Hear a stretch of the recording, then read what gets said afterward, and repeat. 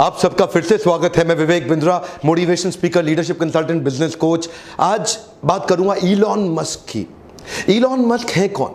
फार sighted, futuristic, barrier free thinking रखने वाले एक South African born Canadian American business magnate है।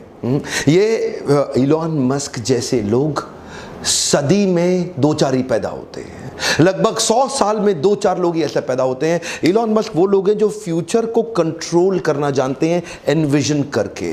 बचपन से ही 10 साल की उम्र में ही वो इतनी किताबें पढ़ लिए थे जो एक ग्रेजुएट भी नहीं पढ़ पाता। 12 साल की उम्र में घर में पड़े पड़े एक कंप्यूटर से उन्होंने एक गेम बना डाला और उस गेम को उन्होंने $500 के अंदर पहली दफा एक ऑनलाइन कंपनी को सेल कर दिया। बचपन से ही उनका ज्यादा फोकस था कि प्रॉब्लम, सबसे बड़ी प्रॉब्लम है सोल्यूशन ढूंढना। Looking for the solution is the biggest problem. वो क्या कहते थे? एक ही प्रॉब्लम है कि प्रॉब्लम नहीं है, सोल्यूशन ढूंढना बड़ी प्रॉब्लम है। तो उनकी कंपनी के अंदर अगर आके कोई ये बोल देना कि सर ये हो नहीं सकता, तो वो उसकी कंपनी में उसका आखिरी दिन होता था। वो क्या कहते थे? होगा, जरूर होगा, सोचो कैसे होगा। उनका मानना क्या है? Failure is the option. दुनिया बोलती है failure is not the option. ये मैंने पहले व्यक्ति देखे जिसका मैंने बिजनेस, एक्चुअली मैं थॉट प्रोसेस इलॉन मस्क का जानना चाहता था। आप में से कई लोगों ने कमेंट बॉक्स में लिखा ना कि इलॉन मस्क की केस स्टडी दीजिए। ये एक ऐसे व्यक्ति हैं जो मेरे लिए भी इंस्पिरेशन है। ये वो व्यक्ति हैं जो पृथ्वी के लिए जीवित रहना चाहते हैं।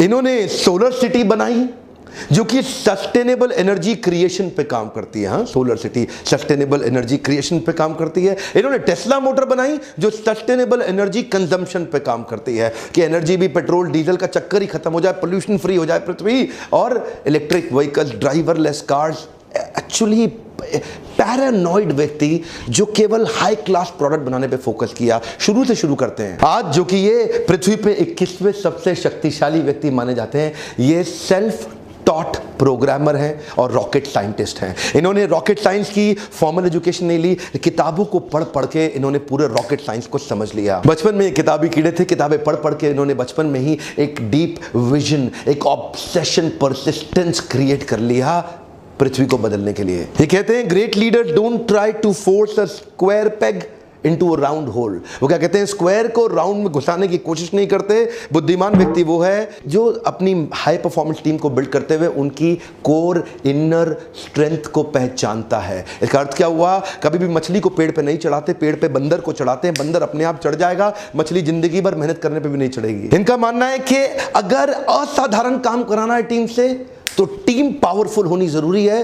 पहली बार में सही आदमी हायर करो। मीडियोकर आदमी जब उससे रिजल्ट अचीव नहीं होता तो वो ये मान लेता है रिजल्ट अचीव इसलिए नहीं हुआ क्योंकि हो नहीं सकता था। लेकिन ये बिल्कुल ऑपोजिट है। ये कहते हैं नहीं हुआ से कोई मतलब नहीं, रिजल्ट तो अचीव करना है, तरीके अलग अलग अपना लो। गोल को नहीं बदलना, तरीके बदलने हैं। गोल नहीं बदलना, स्ट्रैटेजी बदलनी है। पूरा बचपन 10-10, 12-12, 15-15 घंटे अकेले घर में बैठ के पढ़ पढ़ के इन्होंने निकाल दिए। जिंदगी भर 7 दिन काम किया, एक दिन में 15-15 घंटे काम किया। अपने आप से अनरीजनेबल, अनकॉम्प्रोमाइजेबल एक्सपेक्टेशन रखते थे। अपने आप से वो एक्सपेक्ट करते थे जो कोई नहीं कर सकता। ये क्या कहते थे? मुझे वो नहीं करना जो किया जा सकता है, मुझे वो करना है जो करना चाहिए। ये नहीं बोलते I don't expect to do what is possible, I want to do what is needed to be done। इनकी वर्ल्ड क्लास कंपनीज की लिस्ट में Zip2, X.com, PayPal, SpaceX, Tesla, solar city, hyperloop, open artificial intelligence, Neuralink, the boring company, जिनमें से SpaceX, Tesla और solar city की चर्चा और hyperloop की चर्चा पूरी दुनिया कर रही है। ये कहते थे मैं मंगल ग्रह पर लोगों को भेजूंगा, मंगल ग्रह पे जीवन चालू कर दूंगा। एक एक करके आता हूं। 95 में अपने भाई किम्बल के साथ मिलकर इन्होंने Zip2 की शुरुआत करी और ये Zip2 में इनको जल्दी ही फंडिंग भी मिल गई। शुरू में अपने पिता के पैसे से किया, बाद में एक्सटर्नल फंडिंग मिली, बोर्ड ऑफ डायरेक्टर्स बढ़ते चले गए और आगे चल के क्योंकि अभी ये यंग थे, इनका एक्सपीरियंस उतना बड़ा था नहीं, तो बोर्ड ऑफ डायरेक्टर्स ने सोचा यार ये आदमी सीईओ बनने के लायक नहीं, उसको सीईओ की पोजीशन से हटा दिया क्या। एनीवेज बाद में टेक बबल, आपको पता है सन 2000 से पहले 99 में ये फटने की कगार पे था, तो सारे बोर्ड ऑफ डायरेक्टर्स ने मिलकर सोचा इस कंपनी को बेच देते हैं। कॉम्पैक्ट को वो कंपनी बेच दी गई,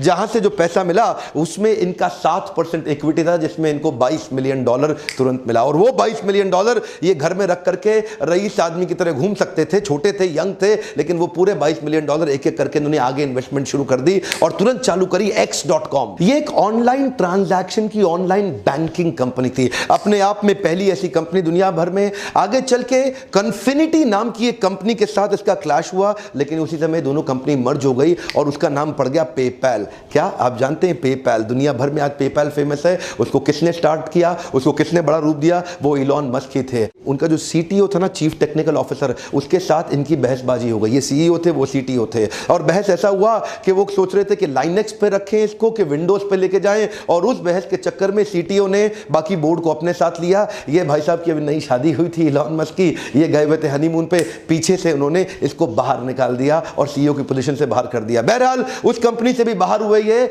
लेकिन तब बाहर होते वक्त इनका शेयर बहुत बड़ा हो चुका था। $165 मिलियन लेके बाहर निकले तो रुके नहीं। अब क्या सोचे? मुझे लगता है कि मंगल ग्रह पे जीवन होना चाहिए। ये सोचे मंगल ग्रह पे पेड़ पौधे उगाऊंगा, उसके बाद लोगों को बसाऊंगा, पूरा जीवन बसाऊंगा। ये रशिया गए। रशिया जाके उन्होंने बोला कि कुछ ऐसे रॉकेट्स का अरेंजमेंट किया जाए कि जिससे मैं मंगल ग्रह जा सकूं। उन्होंने इनको प्रपोजल दिया कि $8 मिलियन लगेगा। अब ये सोचने लगे, यार $8 मिलियन तो बहुत ज्यादा है। ये रशिया में काफी नेगोशिएट करने की कोशिश जब की तो उनके प्रोजेक्ट को रिजेक्ट कर दिया गया। ये वापस आ गए। वापस आके सोचे क्यों ना मैं ये कंपनी खुद ही बना लूं, तो पढ़ने लग गए। अपने आप पढ़ पढ़ के इन्होंने अपने आप उसी समय स्पेसएक्स कंपनी फाउंड करी। जिस प्रकार हेनरी फोर्ड ने commercially viable automobile industry create करी, उससे पहले गाड़ियां बड़ी महंगी बनती थी। हेनरी फोर्ड ने उसको कमर्शियली वायबल बनाने के लिए बड़ा एक असेंबली लाइन बना दिया। बोले जैसे हेनरी फोर्ड ने उसको कमर्शियली वायबल किया, तो मैं स्पेस ट्रैवल को कमर्शियली वायबल क्यों नहीं कर सकता? $8 मिलियन तो बहुत ज्यादा है एक रॉकेट का। तो ये सोचने लगे कुछ ऐसा किया जाए कि रीयूजेबल रॉकेट तैयार किए जाएं। तो रॉकेट साइंस की इनको पढ़ाई इन्होंने फॉर्मली तो नहीं करी थी, लेकिन इससे पता चलता है कि एक आदमी नेट को खोल के या किताबों को खोल के या एनसाइक्लोपीडिया को खोल के किताबों को पढ़ के खुद भी सीख सकता है, और वो इन्होंने किया। प्राइवेट ऑर्गेनाइजेशन स्पेस ट्रैवल को रीडिजाइन कर देगा, इसका किसी को विश्वास नहीं हुआ। कोई नहीं बोला कि मैं इसकी मदद करने, कोई नहीं आया। एक्चुअली मुद्दा यह नहीं था कि रॉकेट को ऑर्बिट में पहुंचाना है। एक्चुअली मुद्दा यह था कि लो कॉस्ट में रॉकेट को ऑर्बिट में पहुंचाना है, और उसी रॉकेट को फिर वापस भी लेके आना है उसको रीयूज करने के लिए। और वहीं जब इन्होंने पहला लॉन्च किया, इनके इंजन में आग लग गई, और वो अर्ली आग लगी, वहां से इनको बहुत बड़ा नुकसान हुआ। अच्छा, दूसरी बार फिर ट्राई किया। दूसरी बार इनका जो रॉकेट था वो स्पेस में गया, लेकिन ऑर्बिट में नहीं पहुंचा, फिर ऑफ रूट हो गया, और तीसरी बार स्पेस में जाते ही ऑफ रूट हो गया। 3 बार में इनका इतना नुकसान हुआ, जितना भी पैसा इनको मिला था पीछे, जो इनको मिला था ना पेपैल से, जब पैसा आया था इनको बाहर निकाला गया था, तो वो सारा पैसा इन्होंने डाल दिया, लेकिन तीनों बार में पैसा खत्म हो गया। फंडिंग एजेंसी से खत्म हो गया, नासा से कॉन्ट्रैक्ट मिला, वो पैसा भी गया। अब इन्वेस्टर बोले अब कुछ नहीं बचा, अब तो कंपनी खत्म। लेकिन ये बोले एक ट्राई और करूंगा, एक ट्राई और करूंगा। क्या क्रेजी आदमी थे। He made a crazy announcement कि चौथा लॉन्च थोड़े ही महीनों में करने वाला हूं। एक्चुअली इस इंडस्ट्री में इतने छोटे छोटे गैप पे कोई लॉन्च नहीं करता, पर ये छोटी उम्र के अंदर ही बहुत बड़े, इनका रिस्क एपेटाइट बहुत बड़ा था, और अपना सब कुछ दांव पे लगाने को तैयार थे। अपना घर मकान बेच के किराए पे शिफ्ट हो गए, सबके कर्जे लेकर के आखिरी बार ट्राई किया, और इस बार न केवल सफल हुए बल्कि $1.5 बिलियन का नासा से एक प्रोजेक्ट भी ले लिया, और नासा ने अब इनको फंड किया, बोला आप हमारे लिए काम करिए। आप जानते हैं हमारा इसरो और नासा ये सरकारी पैसे पे काम करते हैं, लेकिन रीयूजेबल रॉकेट सरकारी पैसे के बिना उन्होंने प्राइवेट दम पे, बिना फॉर्मल पढ़ाई के, अपने आप किताबें खोल के पढ़ पढ़ के खुद ही कर डाला। ऐसा पैरानॉइड विजन अपने प्रोडक्ट और अपने क्राफ्ट को अचीव करने के पीछे ऑब्सेशन। देखिए, यही मैं आज अपने देश में देना चाहता हूं मैसेज। हमारे देश में भी ऐसे कई लोग खड़े होंगे जो इन वीडियोस को देख रहे हैं। आज ये नासा स्पेस एजेंसी के इक्विपमेंट, कार्गो और सैटेलाइट ऑर्बिट तक पहुंचाते हैं, और रीयूजेबल प्रोजेक्ट बना दिया। अभी इसके साथ साथ इन्होंने, अभी चल ही रहा था, ये टेस्ला मोटर में भी पैसा डाल दिया। ये टेस्ला मोटर में पैसा इन्वेस्ट किए, उनकी कंपनी में घुस गए और पूरी तरह इन्वॉल्व हो गए। जल्दी ही इनको कंपनी का सीईओ भी घोषित कर दिया गया, और इन्होंने टेस्ला को लेकर के इलेक्ट्रिक व्हीकल बनाने के विजन को तैयार किया। जो पहली गाड़ी बनी वो अपनी कॉस्ट से डबल कॉस्ट पे चली गई। $1,09,000 की एक गाड़ी बनी। एक्चुअली ये सोच रहे थे शुरू में कि $50,000 में बन जाएगी, लेकिन जब बनाने लगे तो उसकी कॉस्ट डबल हो गई। गाड़ी बिकी नहीं, बिकने में बहुत दिक्कत आई। दूसरी बार कॉस्ट थोड़ी कम हुई, लेकिन तीसरे अटेम्प्ट में रीजनेबल कॉस्ट आ गई, जिससे इनकी बिक्री बहुत तेज हुई। यानी कि स्पेसएक्स में कई फेलियर आए, उससे पहले x.com में, पेपैल के टाइम पे पहले भी इनको निकाल दिया गया। उसके बाद इधर भी इन्होंने चालू किया तो इधर भी इनके कंटिन्यूअस फेलियर आते रहे। वो जो टेस्ला थी, ये जिधर जिधर गए ये क्या बोलते हैं, failure is an option. Come on, क्या फेलियर इज एन ऑप्शन, लेकिन you got to bounce back. Come on, you got to bounce back. याद रखिए, इलॉन मस्क अपने आप में केस स्टडी है, art of failing successfully. Come on, क्या art of failing successfully. आज $20 बिलियन से ज्यादा की नेटवर्थ,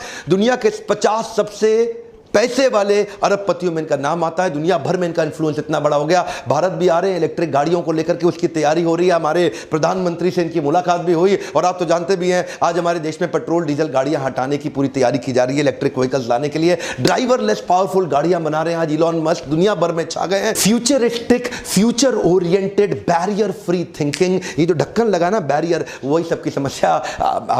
आज एक बात कहना चाहता हूं, कुछ भी भूल जाना जिंदगी में, ये बाउंस बैक को मत भूलना, हमेशा बाउंस बैक करना। मैं हर वीडियो में बताने की कोशिश करता हूं, मेरे बाउंस बैक सीरीज के पावरफुल मोटिवेशनल इवेंट्स भी होते हैं, आप भी आइएगा। वीडियो के एंड में नीचे जाके चेक करिए, डिस्क्रिप्शन में लिंक दिया होगा, क्लिक करिए और अपनी सीट ब्लॉक करिए। आप और ट्रेनिंग करना चाहते हैं, अपनी लीडरशिप फनल में आना चाहते हैं, तो इस नंबर पे फोन करके आपको पावरफुल शक्तिशाली एंटरप्रेन्योर बनाने के कुछ ऐसे टूल्स और स्ट्रैटेजीज बनाई हैं, ऐसे फ्रेमवर्क्स तैयार किए हैं। 6 महीने का कोर्स है, आपको सफल बनाने की जिम्मेदारी मेरी। आप फोन करके अगली डेट का पता लगाइए कि ये 6 महीने का प्रोग्राम आप किस तरह से अटेंड कर सकते हैं, और आप अपने एक शक्तिशाली एंटरप्रेन्योरियल एबिलिटी को 10 गुना बड़ा कर सकते हैं। आज तो वीडियो मैंने एलॉन मस्क पे बनाया, नीचे मेरे को मैं प्रश्न में आपसे आज पूछूंगा, और किस दुनिया के पावरफुल लीडर के बारे में आप जानना चाहते हैं, जिनके बारे में मैं आपको शेयर करूं। आपको इंस्पायर करना ये मेरी जिम्मेदारी है। चैनल पे वापस आके सब्सक्राइब करना, बेल आइकन को हिट करना, दूसरों से कराना ये आपकी जिम्मेदारी है। और एक रिक्वेस्ट करना चाहता हूं, हमारे भारत में भी ऐसे पावरफुल पोटेंशियल्स हैं, लेकिन दबे हुए हैं क्योंकि बैरियर बन जाते हैं, उनको आसपास के लोग दबा देते हैं, कर नहीं पाते। घर बैठे बैठे ये फ्री वीडियोस आपको देखने को मिल रहे हैं, इतना सा काम करिए, शेयर करिए, तक कुछ क्या पता कि किसको कौन सी बात कब चिंगारी की तरह लग जाए और उसका एक जे कर्व हो जाए, उसकी ग्रोथ हो जाए। तो शेयर करिए सारे व्हाट्सएप ग्रुप्स में, हो सके तो डाउनलोड करके सबको शेयर कर दीजिए। मेरे साथ जुड़े रहने के लिए, हर बार वीडियोस को वापस आके देखने के लिए प्रेम पूर्वक आप सबका फिर से बहुत बहुत धन्यवाद।